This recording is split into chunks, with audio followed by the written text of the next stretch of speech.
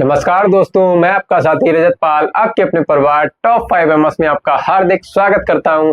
आशा करता हूं आप सब एकदम बेहतर होंगे, बेहतरीन होंगे। तो चलिए अब हम पहुंच चुके हैं अपना जो नेक्स्ट टॉपिक, यानी जो हमारा ग्लिम्पसेस ऑफ इंडिया यानी भारत की जो झलक में हम जो चैप्टर पढ़ने जा रहे हैं, सेकेंड पार्ट, जो कि है हमारा कुर्ग। हम उसको आज कंप्लीट करने जा रहे हैं। और पहला पार्ट जो था हमारा वो हम कर चुके हैं। पहला पार्ट जो है उसको हम कर चुके हैं। अब सेकंड पार्ट जो हमारा है वो शुरू होता है। Midway between Mysore and the coastal town of Mangalore sits a piece of heaven that must have drifted from the kingdom of God. अब कह रहे हैं मैसूर और कोस्टल जो टाउन है, मैसूर और जो तटीय शहर है, उनके बीच में एक ऐसा रास्ता है, एक ऐसा टुकड़ा आके बसा है Mangalore. Sits a piece of heaven, कह रहे जैसे मान ऐसा लगता है कि स्वर्ग से एक टुकड़ा आके यहाँ पर धरती में जुड़ गया हो। ठीक है। This land of rolling hills inhabited by a proud race of martial men, beautiful women and wild creature। अब कह रहे हैं ये जो हिल्स है ये किसके द्वारा, एक बहुत ज्यादा गर्व से जो हमारी रेस है मार्शल मैन की, यानी मार्शल मैन जो प्रजाति है उससे जो हमारा ये जहां पर ये जो टुकड़ा है जमीन का, धरती का, वहां पर कौन कौन से लोग रहते हैं? मार्शल मैन, ब्यूटीफुल वुमेन और वाइल्ड क्रिएचर, यानी जंगली जानवर है। ब्यूटीफुल वुमेन है और मार्शल मैन मीन जो होती है जिनमें लड़ने की आर्ट होती है, मार्शल आर्ट जिसे बोलते हैं। कुर्ग और Kodagu, the smallest district of Karnataka, is home to evergreen rain forest, spices and coffee plantation. Coorg या कोडगू जिसे कहा जाता था वो एक छोटा सा डिस्ट्रिक्ट था कर्नाटका का, जो एवरग्रीन रेन फॉरेस्ट यानी हमेशा जिसमें हरियाली रहती थी, मसाले और कॉफी प्लांटेशन यहाँ पर बहुत ज्यादा हुआ करता था। Evergreen rain forest cover 30% of this district. कह रहे एवरग्रीन जो फॉरेस्ट था, रेन फॉरेस्ट, अब ये कितना लगभग 30% इस जिले का 30% घेर के रखता था। During the monsoon, it pours enough to keep many visitors away। कह रहे मानसून के समय पर यहाँ पर इतनी ज्यादा बारिश होती थी कि विजिटर्स को दूर रखा जाता था। The season of joy commences from September and continues till March। आप कह रहे हैं जो स्टार्ट होता था, किसका आनंद का जो सीजन स्टार्ट होता था वो कब से स्टार्ट होता था? सितंबर से लेकर और चलता था मार्च तक। द वेदर इज परफेक्ट, कह रहे मौसम बहुत ही परफेक्ट रहता था। With some shores thrown in for good measure, कह रहे हैं कि जो वेदर था वो बहुत ज्यादा परफेक्ट रहता था और हल्की हल्की बारिश भी हुआ करती रहती थी। The air breathes of invigorating coffee, और जो हवा में थी वो क्या होती थी?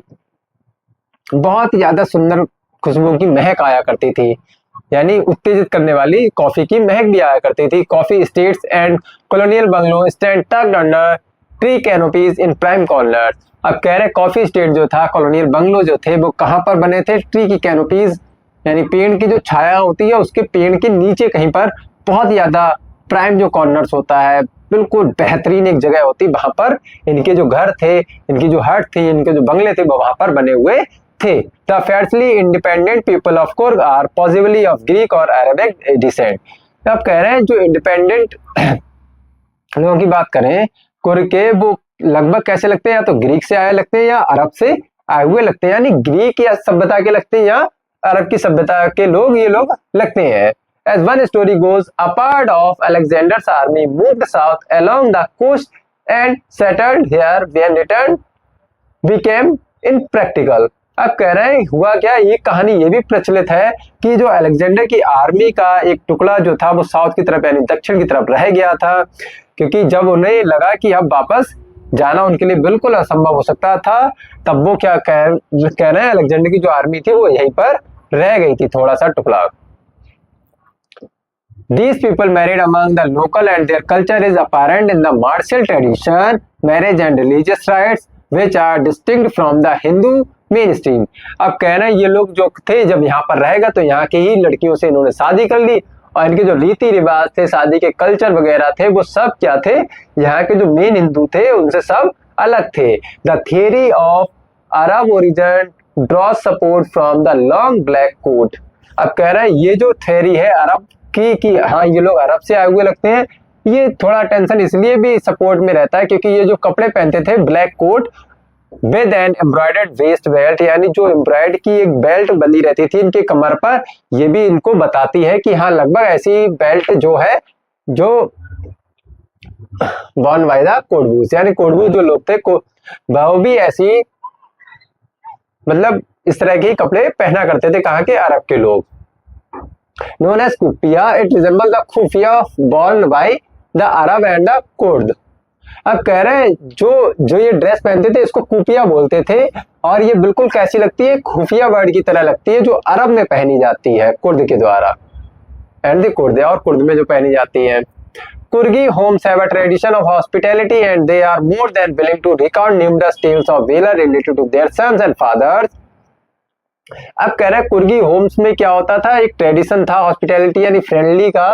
क्या था, कह रहे हैं ये लोग बहुत ज्यादा मतलब बहादुरी की कहानियां सुनाया करते थे, बहादुरी के मतलब अपने बच्चों को, अपने पिताजी से इन्होंने क्या सुन रखी थी, बहुत ज्यादा बहादुरी की कहानियां ये लोग सुनते रहते थे या कहते रहते थे इस तरह की, अपने बेटे से रिलेटेड हो, अपने भाई से रिलेटेड यानी पिता से रिलेटेड, ये लोग सब बहादुरी की कहानियां, साहस की कहानियां ये लोग सुनाया करते थे।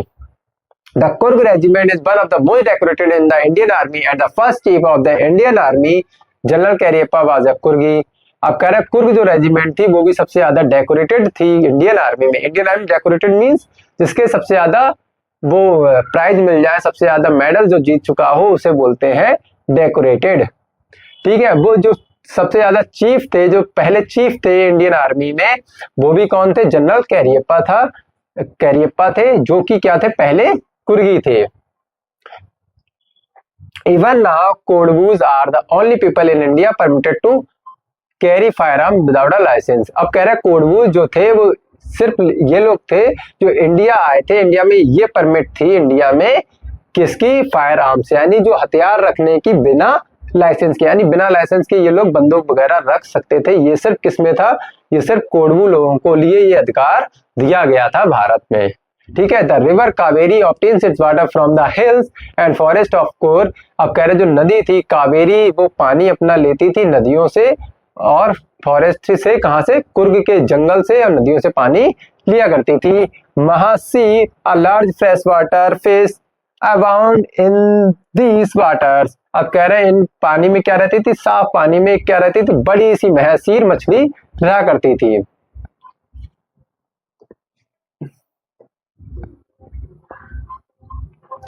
Kingfisher dive for their catch, while squirrels and langurs drop partially eaten fruit for the mischief of enjoying the splash and the ripple effect in the clear water. अब कह रहे किंगफिशर जो थे डाइव करते थे अपनी मछली को पकड़ने के लिए, और जबकि स्क्वायरल्स यानी जो गिलहरियां थी या लंगूर जो थे वो अपनी कुछ खाया करते थे, और खाने के साथ साथ कुछ बीज वगैरह पानी में डाल देते थे, जिससे वो क्या मजे लेते थे, रिपल्स का, पानी में जो लहरें उठती हैं उसका आनंद लिया करते थे। Elephants enjoy being bathed and scrubbed in the river by their mahout. अब कह रहे हैं एलिफेंट भी यहाँ पर नहलाए जाते थे, यानी जो महावत लोग हुआ करते थे जो एलिफेंट को रखते हैं, जो एलिफेंट को पालन पोषण करते हैं वो महावत बोलते हैं। कह रहे ये लोग महावत जो थे एलिफेंट को लाया करते थे, यहाँ नहलाते थे और एलिफेंट भी मजे करते हुए यहाँ पर नहाया करते थे। The most laid back individual become converts to the life of high energy adventure with river rafting, canoeing, rappelling, rock climbing and mountain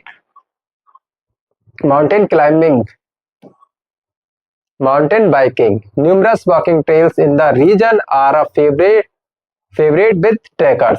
अब कह रहे हैं इस तरह की जितनी भी इन्होंने ये जब सब बताई है, कह रहे हैं एडवेंचर हुआ करता था यहाँ पर, एनर्जी इतनी हाई थी कि जो पड़े रहते थे बिल्कुल, मतलब जो घर में आलसी पड़े रहते थे वो यहाँ के एडवेंचर में शामिल हुआ कर जाते थे, चाहे वो वहां पे बिल्कुल भी ना करते हो। लेकिन यहाँ पर रॉक क्लाइंबिंग हुआ और रिवर राफ्टिंग हुआ, कैनोइंग हुआ यानी नाव चलाना, रिवर राफ्टिंग, जो भी कह रहे सब करना, कोई ना कोई काम करने जरूर लग जाते थे।